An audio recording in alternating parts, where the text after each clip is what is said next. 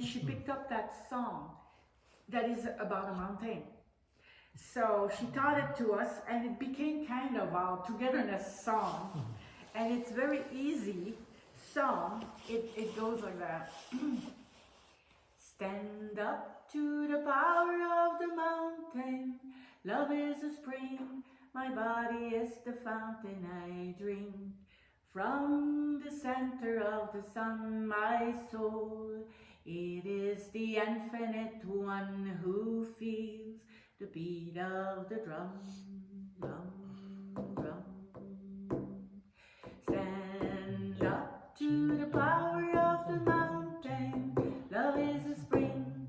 My body is the fountain I drink. From the center of the sun, my soul, it is the infinite one who feels the beat of the drum, drum, drum. Last time. Stand up to the power of the mountain. Love is the spring. My body is the fountain I drink. From the center of the sun, my soul, it is the infinite one who feels the beat of the drum, drum, drum, drum. Everything's about the mountains and the lakes over there.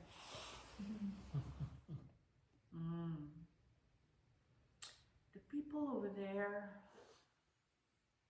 were, and still are being, under 500 years of oppression. They have stopped singing. They do not sing. And when we went over there, we made a point in singing and sharing some songs with them, especially the little girl, Tikinaka. She's the youngest daughter of the oldest line of the women of the Arhuaco people. And she really enjoyed learning songs, and we really enjoyed teaching her song and sharing songs so she can share with her people.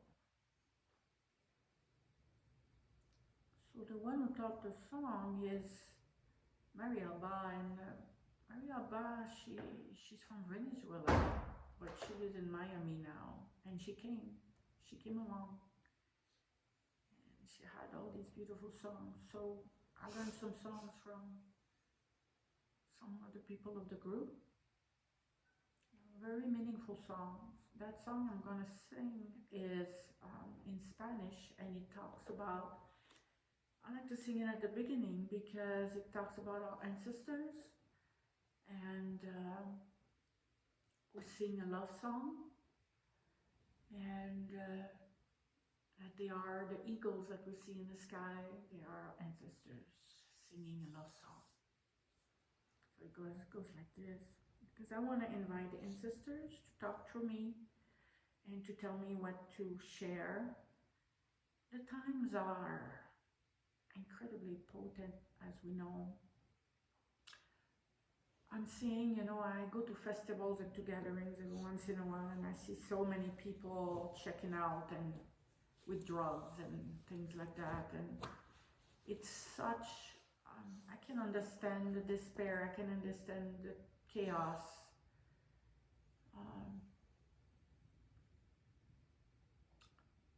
but it's such a time to be in our body right now, because of the work that is at hand, and the message of these people, those people over there, is so simple, but so important. And all this started with a prayer from my heart, because I was always very connected with Mama Earth. I committed to her. I was 10 or 11 years old, and I just committed to help the people to love her and to not fear her. So many people are disconnected. And the answer to the prayer was this trip. It just came on my lap. And really, this is usually not the kind of thing that I'm gonna say yes right away, because I'm not known for a person who has a lot of money. I'm very, very, very humble. But for this, I really felt like I had to go for it.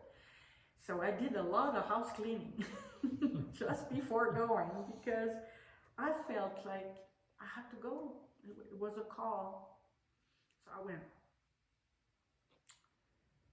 And the message from Mama Earth is, it's time to be love in action now.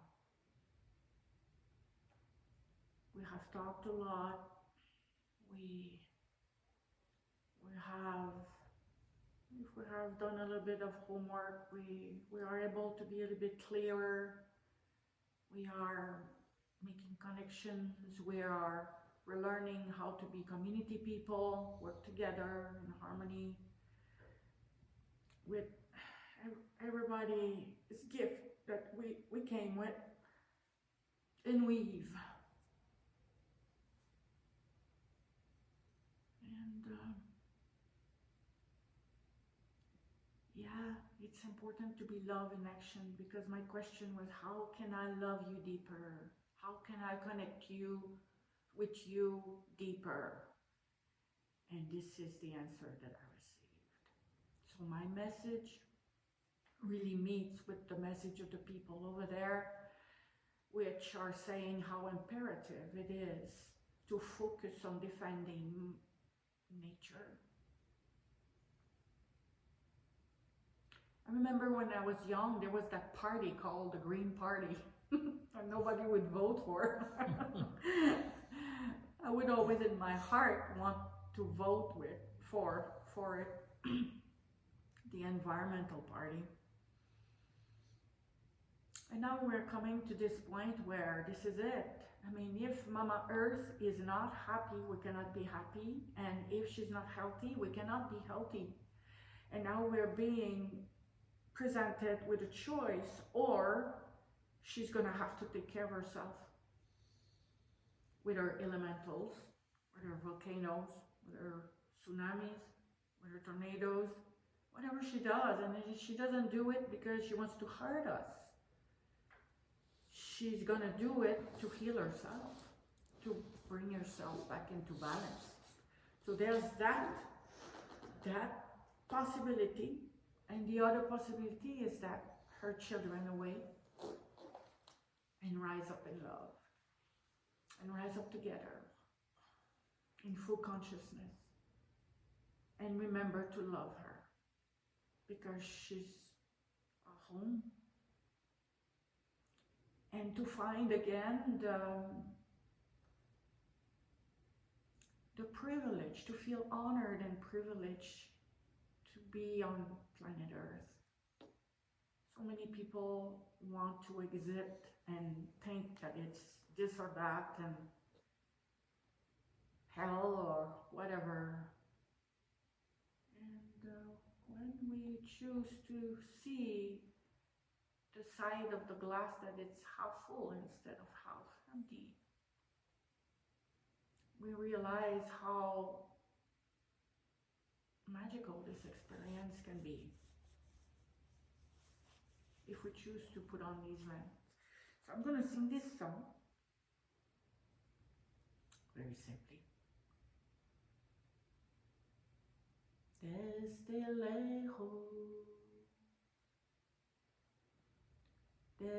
lejos oigo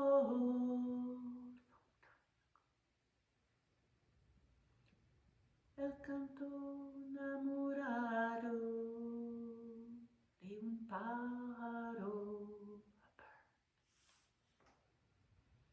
y ese pájaro es mi abuela. Es mi abuela que canta enamorada. Canta, canta, canta. Canta, canta, canta.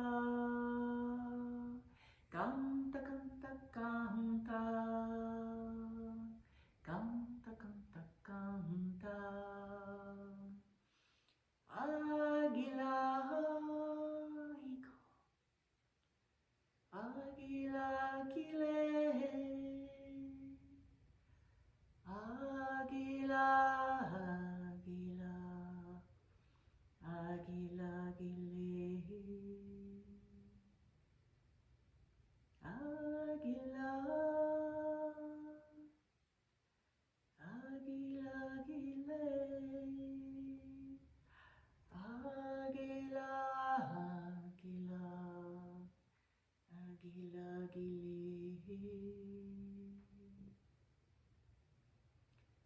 I'm going to talk a little bit about who these people are. They're like godly. They're like walking on earth godly. And for millennia they were here. And they were holding the energy together. And they knew, there's a prophecy, they knew that after 500 years of oppression, that little brother, little sister, which are us, their elder brother, elder sister, that we were going to start awakening and realizing how important nature is. And that we were, and we are, going to work in co-creation together. There are different, we saw, there is a documentary, and you're going to see on the documentary, we see the men, a lot of the men are very out there. The tribe has faced extinction in the past, and the women are taking very seriously and bringing the tribes to be tribes. I heard that there were 60,000 people now. There's 4 different tribes. They live in that mountain range, the Sierra Nevadas. This is the highest coastal mountain range of the world. So it provides a lot of water. It's a whole complete biodiversity from the snow cap to the desert. There's everything in between. Of course, there are problems everywhere. There are lack of balance everywhere. Those mountains mean the food and the water. So the people over there really believe, because they've been starting to see effects of the modern life on their land. And they know that it's out of balance. And they really believe that if it continues to be deforestation and fires and use of chemicals, and as the farmers plant their coffee and all this, what's gonna happen is it's gonna have big repercussions on the rest. So they really, what the chief told us, Bunkwanimaku, he told us that we used to be the caretakers of the nature. It's our first and only assignment here. And it really reaches the Native Americans from the north, from where I come from, who say they have one assignment or commandment that says, take care of all your relations. So that's the same thing. Take care of all your relations. All the relations are connected and important and meaningful. So we see a lot the men, because they are the ones who are going out. The women are the ones who are the guides for the men, who are going out and doing the work that needs to be done. Bunkunimaku is a chief now, but he wanted to be a mamo. And the mamos are the medicine people. They speak a language, the Iku, and this is the only language they speak. So when we went over there, we were the first group ever being accepted there.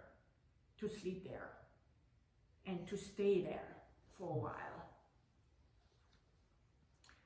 So they took us under their wings. At the beginning, we were kind of under observation. We did a lot of work to prepare to be able to connect with the spirit of the mountains. To them, we are bringing our mountains, the mountains of North America and our lakes, to unite with the mountains and the lakes over there and to make them stronger. So Maku, Bunkwane Maku, Maku means leader. So he ended up being a leader because he was told that he was a bridge. He was going to be a bridge between the Mamos, the ancient knowledge and wisdom, and the modern world. So Bunkwane Maku is pretty funny because he likes to learn English and he picks up some words like that, you know. And one of the first things he learned is, my God. And then one night somebody saw a scorpion and he said, Scorpion, my God. And then he starts saying, my God. And then at the end everybody was doing something, my God. It was just very funny. They have that regalia and they dye their regalia from a special tree. And now there is a special project that is very urgent to take care of. And it means some money because they need to buy that mountain. That mountain represents the food of the people, especially that one mountain. And there's a farmer who's 90 years old who has his farm there and is willing to sell it as soon as possible so he can retire. So the people are kind of in a time frame or is gonna sell it to another farmer. So that is the Biskumbui project. That is the first project at hand that they are dealing with. And then I'm gonna jump like from here to there. Okay, don't mind me. This is what I'm gonna do. Okay. You're Hummingbird, right? Yes. They do. Yes. This is what I'm going to do, the ping pong kind of thing. And the Mamos, really, they're the overseer guides because they live in the mountains and they really get their guidance from observing nature. They're always in the nature. They speak with the nature. The nature speaks to them. And they guided our group all along, explaining things, receiving the guidance, explaining to Bunkwane Maku. Bunkwane Maku, he can speak not English, Spanish, and we had our own translator, so it would explain to our translator, and our translator explained to us. So everything was pretty lengthy in doing the work. And the first of the work was to go to the river that was water coming from the great mountains. And we were asked, first, Bunkwane Maku shared about the mountains, how we bring our mountains where we were born. We were all born by a mountain or by a lake. I was born by a lake, a big lake, 30 miles by 50 miles. And very meaningful to be. And everybody has or a mountain or a lake, and I made sure to tell them that there were going to be more snow on the peaks because I'm from Canada and the snow's gonna come because the caps have been melting, and the people are concerned because not all the rivers reach the sea now. And now to be added the pollution. So we went over there to gather also some data. We even had some drones to get all the evidences of what is going on, because we come with some solution to help the people.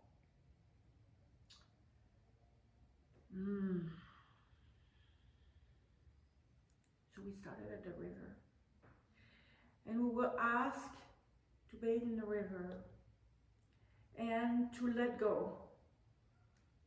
to let go of everything that we know, to let go of everything that we think we know, to be open to receive new information.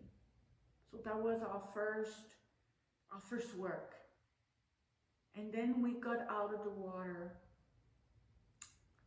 and then I thought that song, to Tiki Naka, we sang the thank you song. It's a Lakota song, this one. It goes like this. Way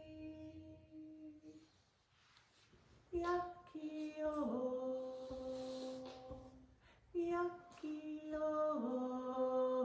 hey, Yakio, Yakio, hey, Yakio. So every time we would go down, because where we were, it was kind of on a little mesa where our tents were, and then we would go to the jungle.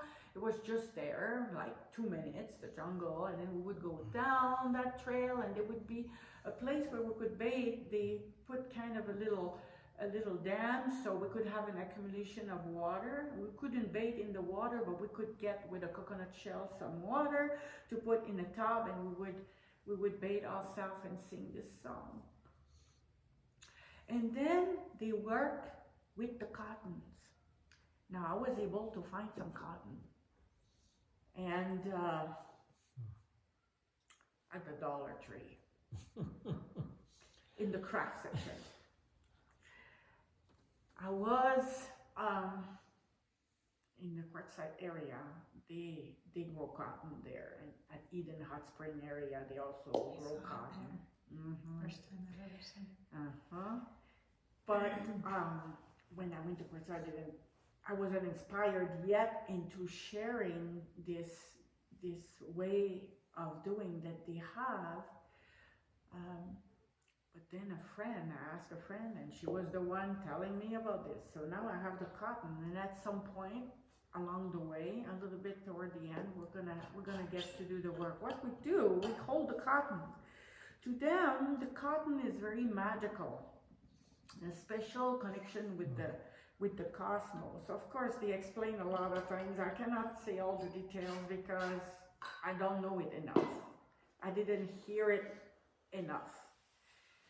So, but it's important that this is this fiber as opposed to other fibers. And we would break the cotton into 2 pieces and hold it in our left hand and our right hand. And in the left hand, we were asked to put all our doubts and our fears about this trip, about the unknowing, everything that we didn't, any baggage that we didn't need to bring in order to accomplish this work, so we can be ready to accomplish the work. So they use a lot of visualization. So we would visualize and put it in the cotton. And with this hand, bringing our vision into the cotton. And then the little girl and the chief gathered the cotton and put them in the water. And then it went. So that was our first work. Then we went back in our vehicles, and then we went up in the mountains. Wow, what a road. And we're going through some springs, and then you look there, and there's the precipices, and then the road is tiny like this, and then it was all muddy, and it was very easy to imagine that we can slide this way, no, we don't want to take that because we trust and we're gonna be fine. So we go up in the mountains, and then they show us, they take us to that it was like a clearing, a little mesa, and then you would go down, and they would have like a temporary village there. It wasn't really, people weren't living there permanently, but they were there because of us. So the women were there, and they so gracious, cooking for us all the way, 2 meals a day, Um, and it was beautiful to see them. At the beginning, they were very curious about us. You know, they're very reserved and we're very expressive. They must have thought we were so, I don't know, very weird. I'm sure they weren't thinking that because they have such very different. We must have looked like exotic animals or something different, out of the ordinary. And they were very observant and a little bit cautious at the beginning, but as we, the journey, you know, we journeyed, the people got more and more to come closer, and they weren't necessarily speaking very much Spanish, but we would get along, and they would come by our campfire at night, and they would bring the children, and at the end everybody would by the campfire, and we saw the progression from the people being kind of curious about us and wondering what's going on with this different people to yeah, we feel safe with these people. So we put our tents up and everything. It was, I would like to say something about all the airports and everything, because I don't have that phone that you guys have, right? And Kelsey, she was really, well, she told me after that she was kind of worried about me, that I was going to be in the middle of nowhere with no phone. Because people put their power so much into that little box there. And when I came back, I said, Kelsey, I have the internet. The internet works. If you trust the internet, it's gonna work. Because there was two situations, I'm gonna tell you only one, to not take too much time, but before I was, I was in Orlando, Florida, and before going to Colombia, you had to fill up a form. And of course, the form is on the line. And I wasn't told I had to fill up the form. So I arrived over there to you know, show my boarding pass and everything. And she said, Mama, you in Spanish, she said, you need to have that form filled out. So I go sit, and I was thinking, well, I'm still in the United States, I can call my friend. But no, I didn't even need to do that, because somebody came forward. He was speaking Spanish and English, and he said, Miss, I have filled out that form about 100 times. I'll help you. And then we did it, and it took like 5 minutes. An earth angel just coming and offering his service. I didn't need to ask anybody. This is pure internet. And I'm just telling you the story just so you can realize those phones that we're using, we use them. But remember, the infinite is inside of this. The infinite connection with all living things and all sentient being, all creation. It's more than that little box. So much more what's inside. Remember that you have that. And if you trust that, you're going to be covered. So anyways, it is that spirit that I did my travel, and that I still do my travels. So in the morning, to go back to when we were on that place and things like that, settling, the first thing that, actually in the evening, the first thing that we did after we were set up and everything is lighting a fire, the sacred fire that would be lit all the duration. So we were there for 2 weeks. So for 2 weeks, the fire was going to be on day and night. And they don't need a chainsaw and cut the fire and pile it all nicely. They just get the branch from the jungle and they put it there, and they put it there, and they put it there, and the fire is just like sticking out like this. It looks like a star, but this is the way they do it. And it's kind of wettish, so it smolders easy. It can be a big flame if we add some kindling, and then it's gonna really do a good fire. But it's easy for this wood to just keep on going, just like floating along. And We didn't need a flame all day long when it was the day, because during the day it was like 100 degrees on that pad. So we needed to go to the jungle to be in the shade. And it was, you know, when you go in the, we're not used to go in the jungle. There's special kinds of birds that do all kinds of like superhuman kind of voices. Very, very strange noises. To see the banana trees, and the bananas were very special because they were small, and then you eat a banana, they were like totally divine. But inside the banana, in the center of the banana, there was another taste there that I cannot describe. But some fruit, very special fruits that I don't remember the names. I like the passion fruit the most. And you look at the passion fruit and it looks all wrinkled and ugly and like it looks like nothing, but oh my God, it has nothing to do with how it looks on the outside. Nothing. And sometimes the ladies, they would serve us a root that takes 2 years to grow. And one time, out of the blue, somebody came with a whole basket of those. Do you have an idea how precious this is? They brought us that. There was another root called the yucca. They would serve us potatoes and rice and beans and eggs and avocados.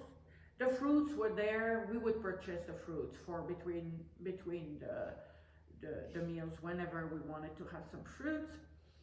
And my body really have a tendency when I eat too many fruits, like the sugar's gonna not sit well with my body. Over there, I eat fruits and I eat fruits and I eat fruits and I eat fruits and no problem, no problem. So very, very, very pure food. I'm trying to remember. Oh, we had lentils, sometimes a little chicken, garbanzo beans one time. So just very, very simple food. And it would, you know, reoccur. That would be, they would mix the things with other things, and it would make us feel like it was new every time, and it was wonderful. We had all the proteins that we needed, we had all the strength that we needed. So in the morning, what we did, we went on a ledge, and there was like a little hut there. The way they have those huts with grass roofs. And they say that these roofs, they last 70, 90 years. I mean, all roofs last 30 years, and they're made out of metal and whatever not. But I don't know their technique. But we will be called to go again, and we will build a village together. Because we're not the only one helping them. There's also a Japanese group who came before us. And they've been investing. Because what's happening, there's a lot of corporations and investors, and they want to mine the mountain also, because there's gold and there's uranium, and the people use this metal. They want the metals to stay in the mountain because it's part of the energy of the work that they do. And it's part, every mountain has their energy. Every mountain has their gift they're bringing. Every river has their essence, like us, same thing. We all come with our gifts. So it's important that the mountain stays with this, with all the jewels and the metals and all the yumminess that it came with. So the idea of building a little village on that patch of place where they want to mine, a little solar village, and they want at the same time to introduce the people to learn from these ways. So this is something that is in the making. While we were there, actually, they got to sign a contract and to put that project in motion. This is one of the solutions that the people came with. Little simple village up there. I don't know exactly on which mountain, but wherever the metals are. So there are some people who are connected with the Arhuaco people and are willing to come and help as well. So what I brought, well, I'm just going to talk about in the morning. We went on that ledge, and then we were really, again with the cottons, and working on anything that, any negativity we can be carrying, and any gift that we are willing to come and bring to the area, to the mountain. And then we did the cotton again in the visualization again, under the guidance.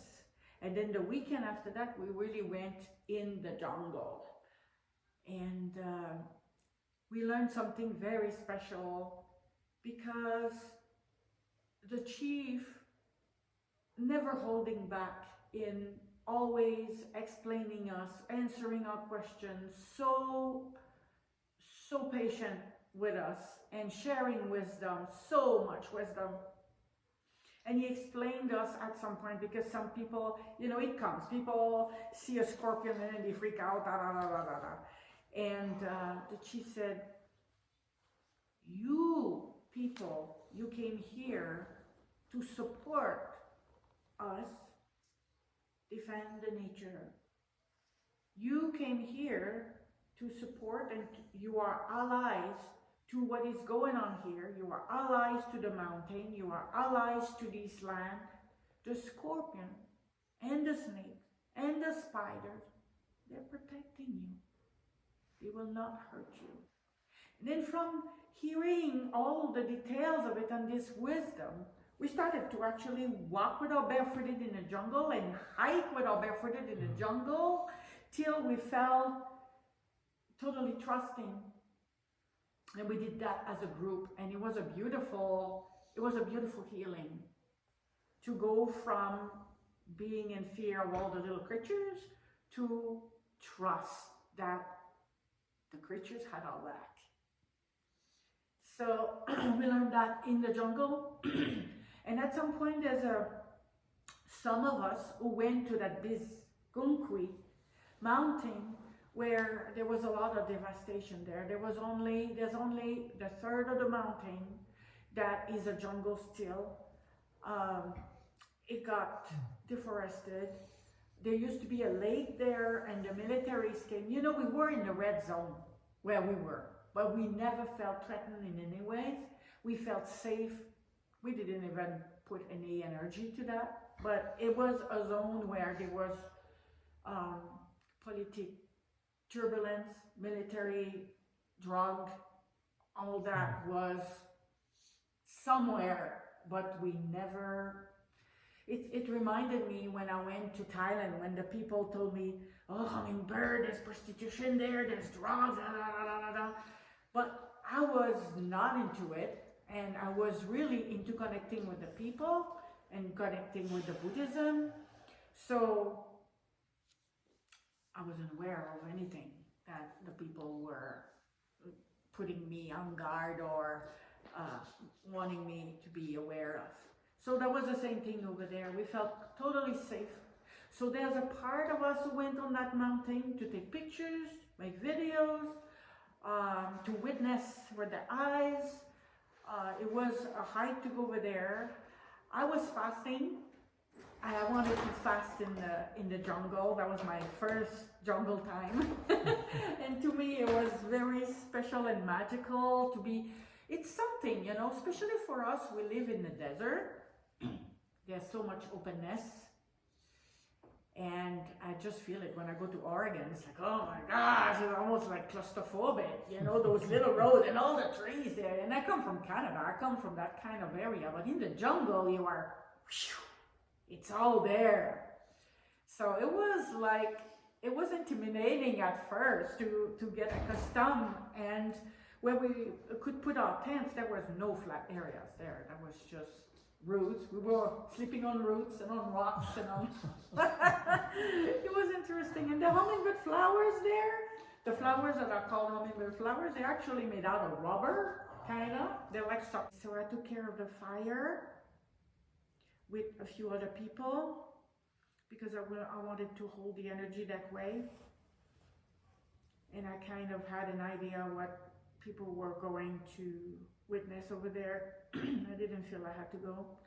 So people came back. It was a big hike. And then at night, before midnight, the mammals were going to come. Like not only, like all along the way, there was always one or two mammals in the background guiding us and connecting with the chief and guiding the group into doing this and going that. And but that night, many of them came, and they had their own fire. We could see them. The picture was so incredible to see them.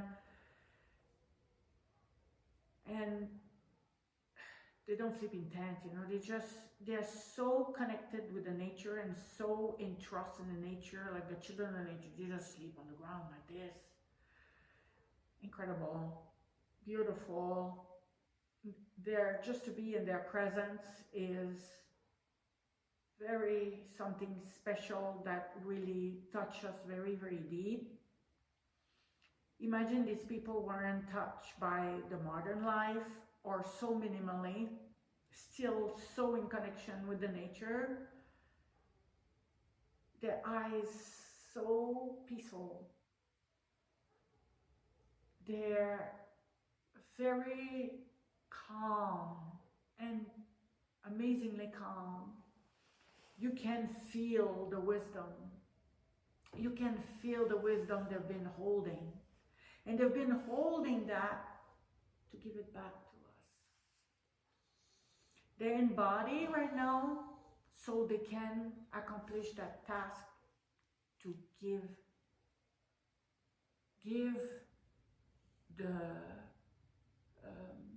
the assignment back to us in full consciousness. So their job right now, their responsibility is to help us remember what we already know. Is to help us remember that we're not separated from the nature, that we are the nature.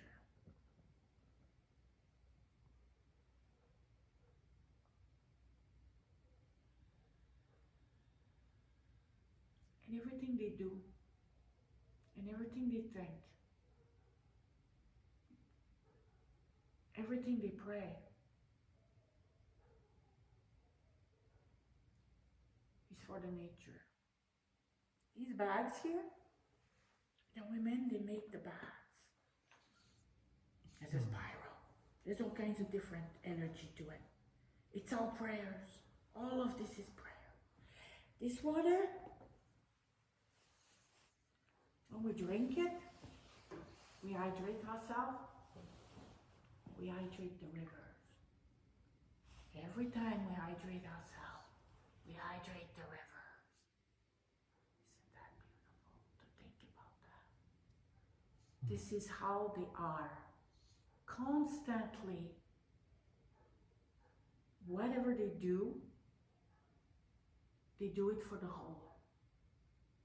They make the link with the whole right away. This is where they are.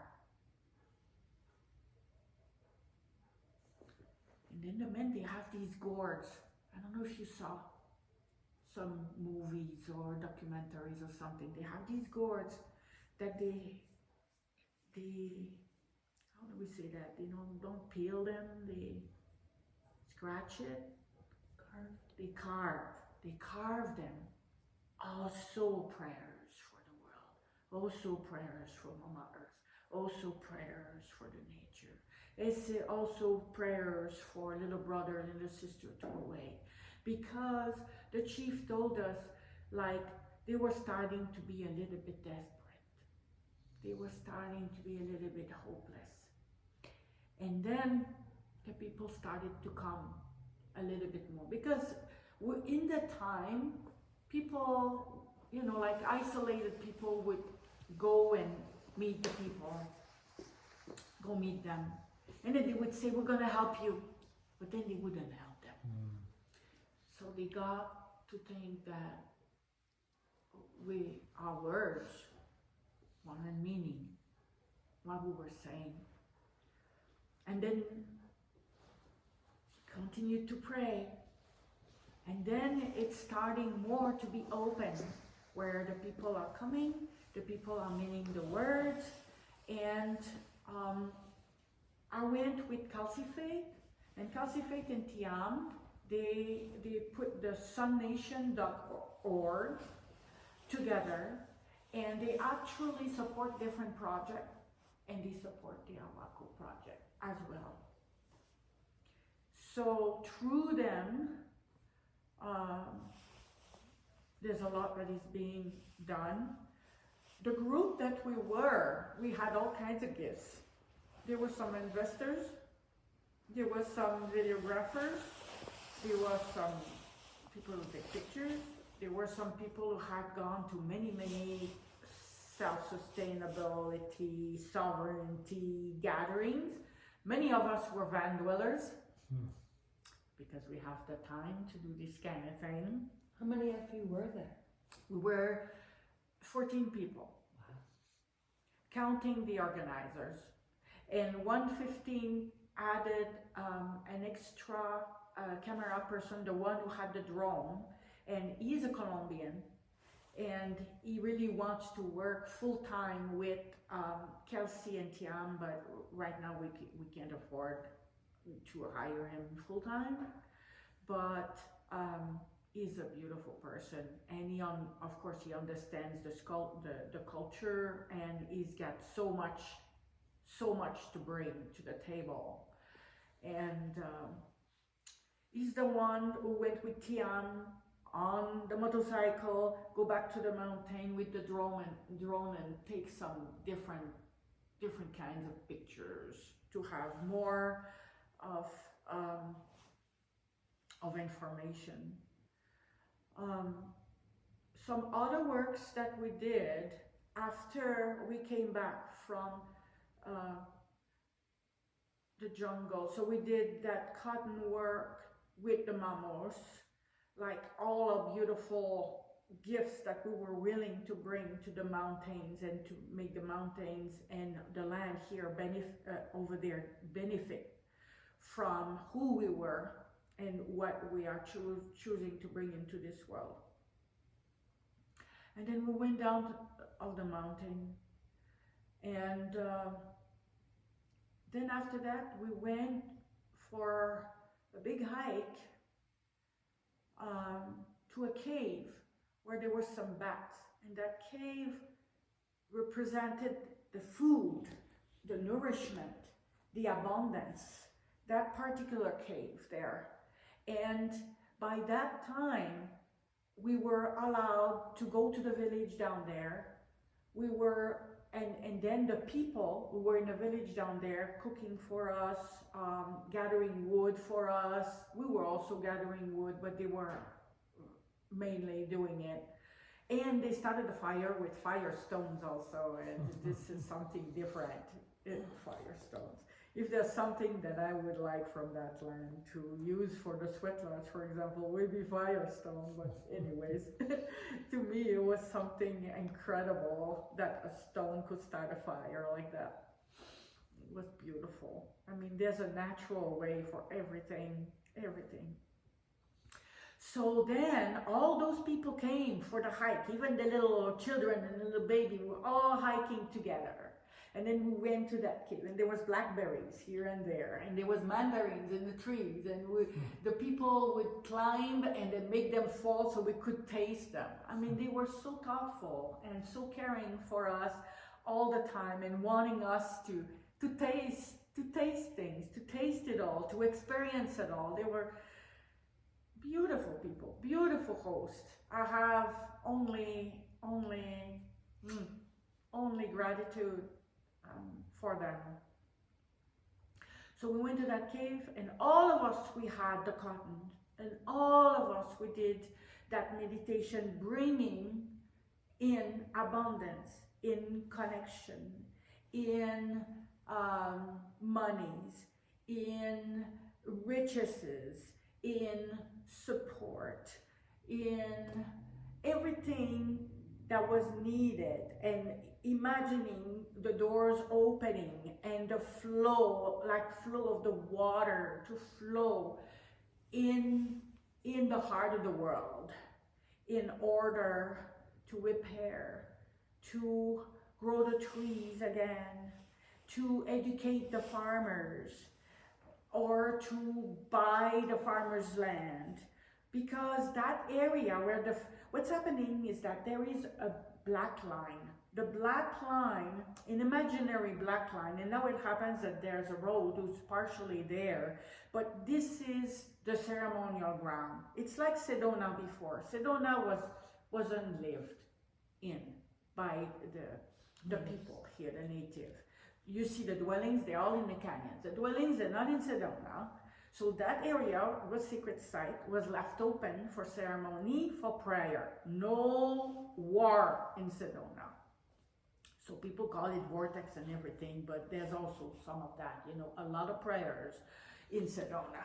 A lot of people coming together within the sacred circle. Where those mountains over there is the same thing. They're the sacred site. They were never meant even for them to live on. But now they're facing that they have to live there to protect it. Because the government's been selling the lands left and right, their land, their ancestral land. And then now you see the whole Pueblo Bello, there's a village now that's totally illegal. It's inside the black line. It was never meant to be there. And the people don't go to war. They don't fight. So they were kind of puzzled and probably not knowing what to do, or just talking with the people, and the people don't listen. But that Pueblo exists now, and there's some farms here and there at the foot of the mountains who are within the black line. So there is, at some point, so we did that visualization for abundance. And then we were called in the village. First, they made us a beautiful breakfast at the village, so we can get acquainted to such a surreal feeling. And then at night we were called to, we had a meeting. Was it at night? First night. There was 2 meetings in one of these huts. The first meeting was so we can share about who we are with everyone, and everybody can present themselves, where we're coming from, to the rest of the village, because now we were in a village. And the second one, that meeting that we had the day after, was to sign a contract. 2 contracts. Oh, and also when we presented ourselves, we presented if we came with solutions. And me, I'm very tied in with Stephen, who knows law a lot. And I was kind of his messenger. And he told me the story of Hawaii. And the story of Hawaii is the Queen of Hawaii. She sent all these letters, official letters, that are called affidavit, because what is happening right now, it's a violation of the law of nation. People who come in illegally, and they're not asking permission. This is their ancestral land, and they're just coming like if they're not existing, and they know the people don't fight, and they won't fight. And so what the queen did for Hawaii, she sent those letters which expose what is going on, and then the government here had to retract and give the land back. But unfortunately, what happened with Hawaii is that there was such a heavy infrastructure, it was in 1992, I believe, that no Hawaiian person was willing to stand up and say, yeah, we can take care of that, because the Hawaiian didn't want all that.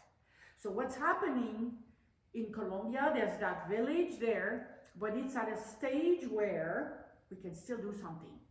It's not a heavy infrastructure that the people feel like they don't feel like they're not home anymore. I mean, there's a lot of things that have changed. You see some cell towers, a few cell towers here and there. You see electrical poles going. You see that the modern life wants to creep. You see that, you feel it. But it's nothing that cannot be reversed. So it's still time, really, to send these letters, these affidavits, so the world, it can be exposed. In the world, it's official, it's in English, to countries who are influential, like England, like the Pope, like France, like Italy, Important. Send these letters so it can be exposed, and then something can be, once, we know how it is. When something is exposed, there is light, right? When there's truth, there is light. When there's light, the darkness cannot stay there. There is light. It's too late. The light is there. So this is what I brought over there and what I explained to people. So now they're at, the mining is being taken care of. We're taking care of this Gonkwi. We have influent people who have investors and people like me who are pollinating and talking and sharing the documentary. And so these contracts that we had to sign was, the first one is to defend nature. Well, that I already do. It was very easy for me to sign this contract. Yes, I defend the nature. I love my nature. The second contract was to talk about Bisconkui, what was going on, to talk about the situation over there and doing what I'm doing right now. I committed to do this. And I think you're the one who went and, before I left, you said, we'll have to meet and hear from it. I don't know if it's you or your sister, but it was me. It was you, okay. Thank you for coming. Yeah, thank you I ran into you for a reason. Yes, indeed. Yeah. So that inspired me, because I wouldn't have thought about doing this. But because you threw it out there, I would like to hear about it. You have to create something. Oh, that's a good idea. And then when I went over there and I told the people, yeah, I already have a place where I can talk about it, people were very happy about it. We never know where things can go. We never know. But I'm pollinating. I committed to do this. And I love these people. And I love their work. And the ancient wisdom that they're carrying, we need to preserve that. We really need to preserve that. We don't want them to be contaminated by this craziness here. I remember when we were all sharing about who we were and our work and if we had solutions to bring to the table, and Kelsey Faith, she was so very emotional, just like I am, into saying, do not send your children away. Keep children with you. Raise your children, take care of your children the way you always took care of your children, because it's not worth it. Because we went through that roundabout and we want to be where you are.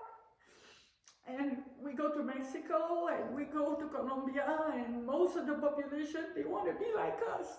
They want to be like Americans.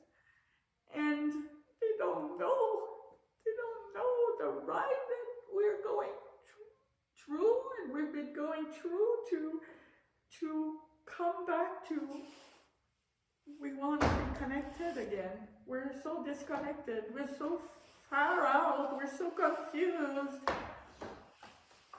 Anyways, it was a very beautiful speech that she did, and that really touched the people also when they got the message, and we're really hoping there.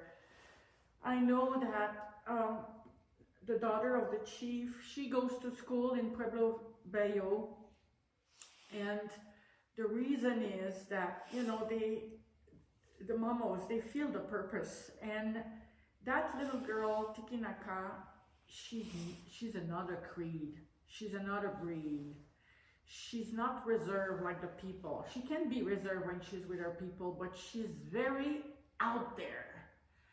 And they feel she was assigned to be a bridge and to learn English and to go in that world and come with the information of that world, still keeping, she will have to be strong, you know, but she's supported.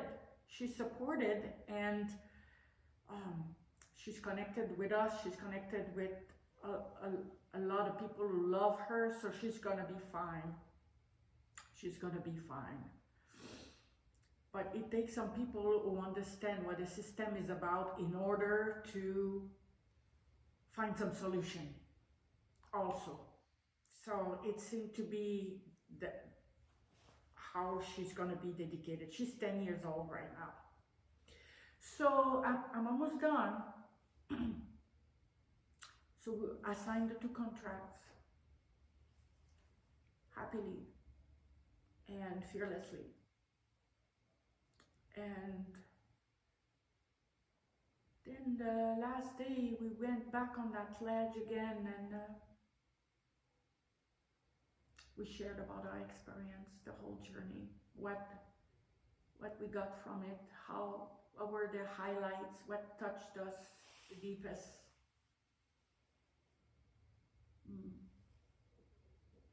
All in our own way, and everybody, you know, with the translation, it was very lengthy. And all of us at different levels, you know, some people being into the consumerism maximum and really backtracking and pausing and wondering and revising, and all kinds of people were there, coming with whatever background they had or whatever life they have lived. And for all of us, it was a life-changing experience. These people really touch us very, very deeply. And the chiefess, she wasn't around because she was heavily pregnant and she was going to give birth anytime. But when we went back to Pueblo Bello at the little hotel there, she came and visited, and she's the one who fixed the chocolate for us. And the cacao, they don't call it chocolate, they really call it cacao, and there's a special ritual. And the special ritual, it's not made as a liquid. We taste it in just like this. And the information that I overheard, because by the time we were there, it was pouring rain, like pouring rain. It was so loud, and still some healing work that was happening with a few ladies and going through this. And then the chief and the chiefess wasn't speaking any Spanish, like just a little bit, but she would share the information with Bunkwani Maku, and he would share us the information. And this cacao needed to be prepared after midnight because of a special opening in the cosmos that was the perfect timing for this. And all this journey, everything that happened needed to be done before the winter solstice. So the timing was perfect. It was planned that way. All the work that we did to prepare, because everything that we do for the whole. So it's going to bring more abundance, it's going to bring more connections, it's going to bring more people. It stirs the energy. We know what it does from initiative like this. A lot comes. A lot gets created. It becomes like a snowball. And this is what I'm seeing in my mind's eye. So I'm gonna pass the cacao. There is 4 stages of the cacao. I'm not going to tell you, okay? I will tell you after. I want you to get A little bit in your hand. Maybe less, a little bit for you. I pass it. And then you take a little bit, you put it on your tongue. And you sit with it. And you feel.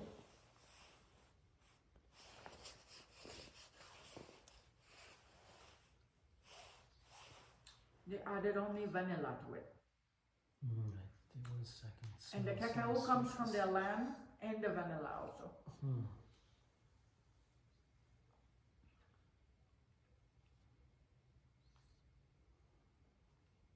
There's a science to this. And Bunkonimaku was very thankful that we asked about cacao because I'm the one, the hummingbird, I'm the one who was always whining, I need chocolate. Because I'm used to have chocolate every day. And I didn't have it over there. I was okay when I was kind of joking around, and at the end, the chiefess went for it and did that for us. But the Bunkonimaku was very happy because he said, this is a science that is being lost in our people. And if you guys, you're not asking about it, it might be lost. So he was happy.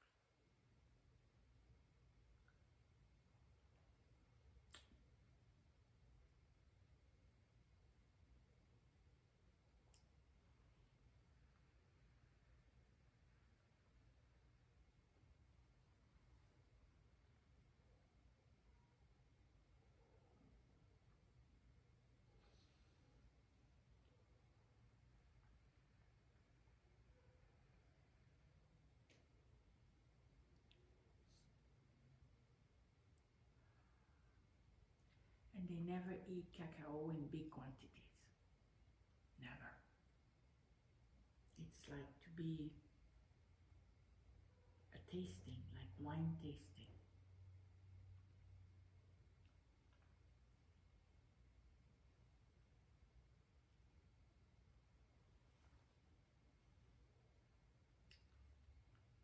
What do you feel? What do you taste?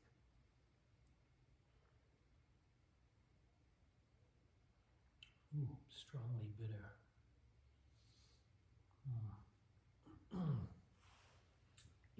If you look for the sweetness, there's a little sweetness in it. There is a bitterness. And the more I taste it, the more bitter it gets. I couldn't consume a lot of this at one point, that's for sure. There's the chocolatey. There's the bitterness. There's a very faint sweetness. And there's an oil. The last step is an oil. And they say that oil is very good for our kidneys and our liver. They were talking something about the color blue, and I don't remember what they were referring to. I don't know if the color of the kidney is blue.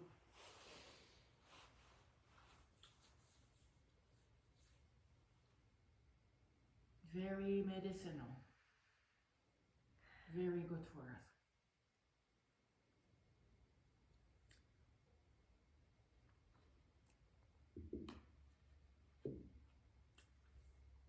Did you see cacao growing while you were there? We saw coffee where we were. Did you see vanilla? They call it panela. It was on their land, and the mama did it, you know, while we weren't looking.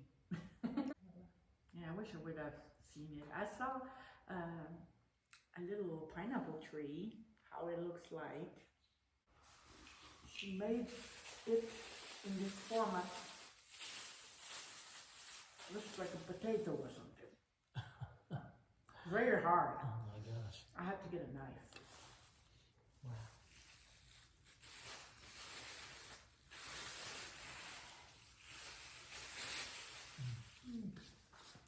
Ritual cacao.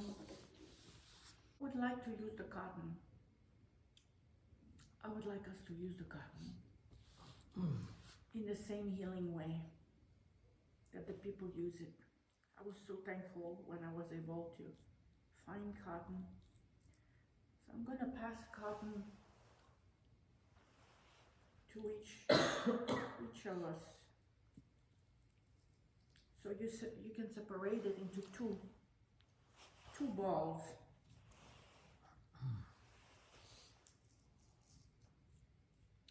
You keep them connected? No, separate them totally. So do we each get one piece and make it two? Thank you. Okay. Two. And then each hand, each ball, you're gonna roll it in a ball. As much as we can.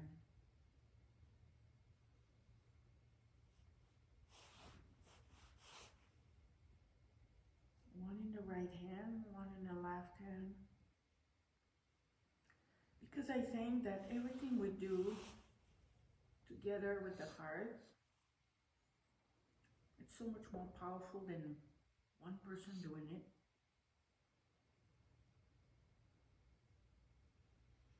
So if we are to use our power of visualization and close our eyes and imagine in the left hand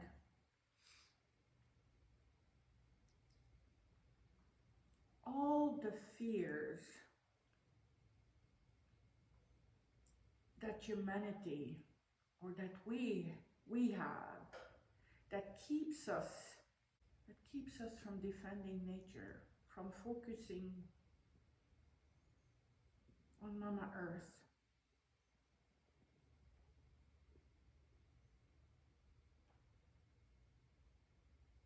Any fear,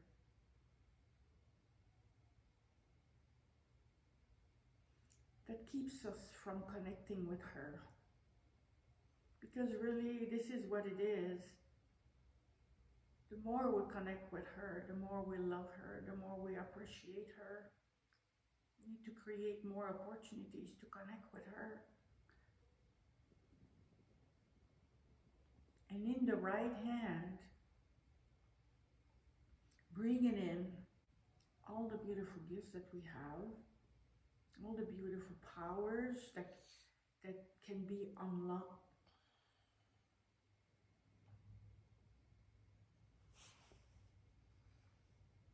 Does it feel right? Does it feel workable?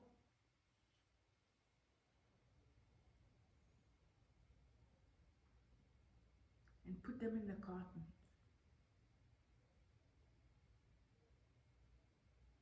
Every work we do for ourselves, we do for the whole.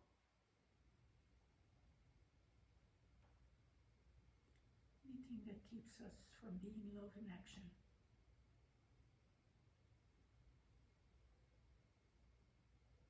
In the left hand. For the mother.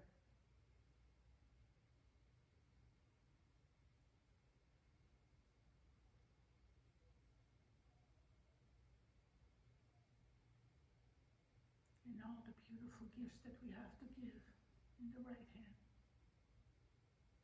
All the powers unleashed.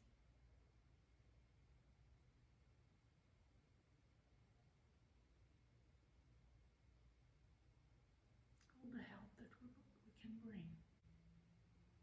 Now I can put it here. I'm going to burn them and transmute them into light. I'll do that. Now, another quick one. We don't need to divide this.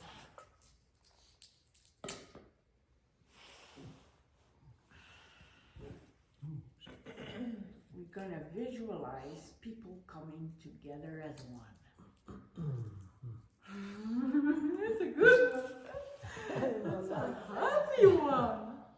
We're gonna visualize people saying yes. Come coming together as one,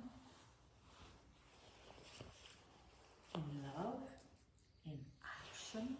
Say, I'm gonna do this, I'm gonna do this, I'm gonna do work with you, I'm gonna help the dolphins, I'm gonna help the trees, I'm gonna plant them, I'm gonna plant a garden, I'm gonna dissolve the plastic of the ocean, and we're together, and we're smiling, and we empower each other, and we put it in this cotton.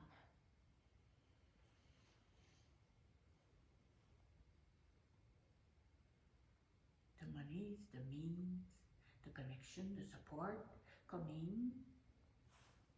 The people who hold visions for the greatest good of all, being inspired, magnetizing others, snowball, people getting out of their house, saying, I'm gonna start living now. People connecting with nature, healing from the nature.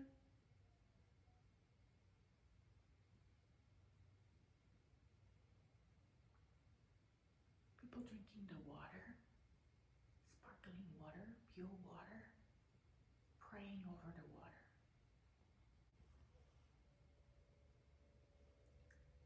Within the God. There we go. Everybody.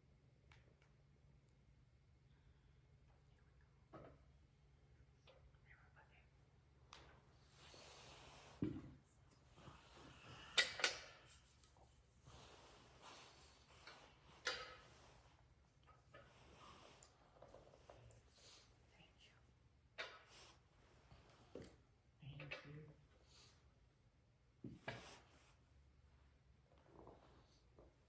Do you have any questions? When we left, I had to go to the airport, me and two other ladies, and our plane was very early, so we preferred to go the day before. And my goodbyes to everyone, and the chief, I really felt like special connection with him. But the barrier, I thought being French and I did study Spanish in the college. I thought that I would be better, but the words didn't want to come out. It was very frustrating. I understood a lot.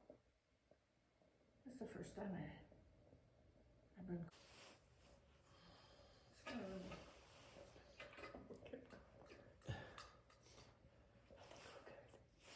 And when I said thank you, which is Duni in their language, and we looked at each other in the eyes, and there was nothing else to say. And then he put his hand on my heart like that, and his other hand on the other side of my heart. Like something happened.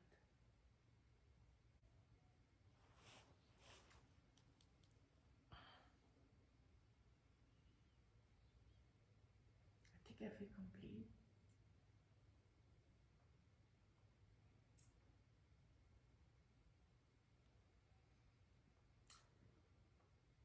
You can reach sunnation.org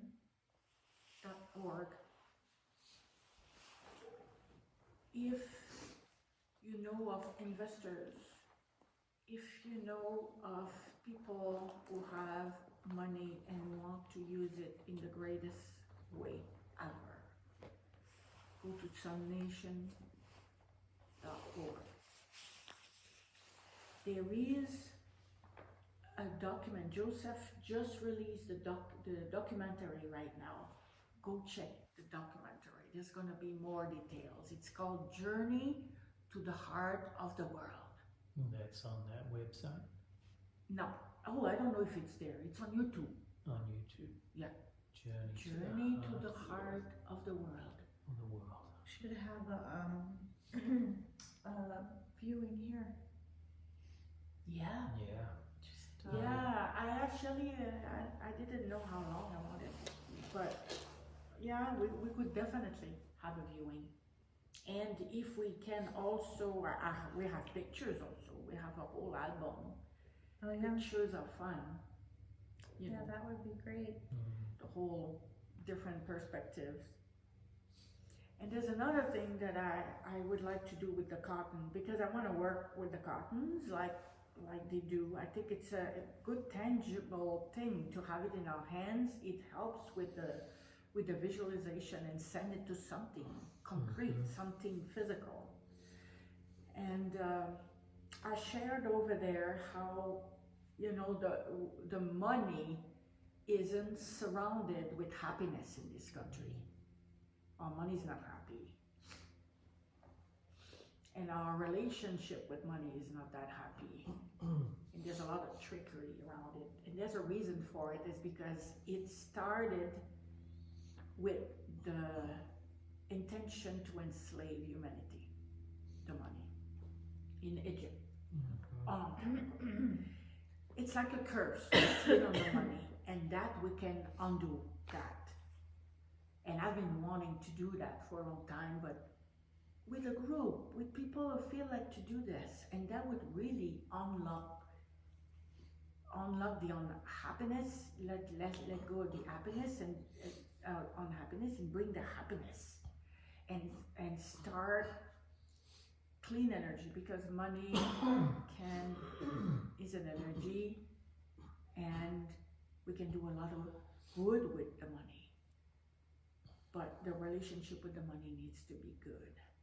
And the energy of the money needs to be good. And we can do that with the cotton as a group.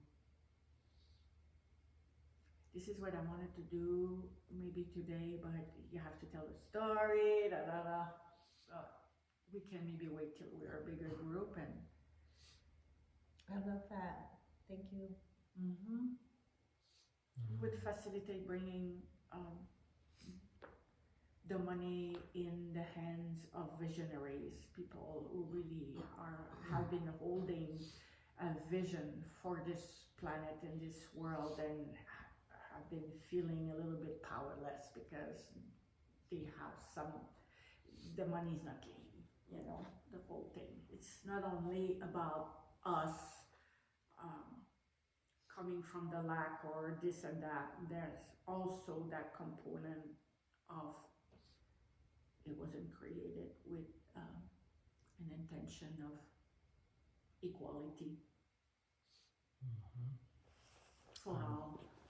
I'm interested to know more about that farm that's for sale.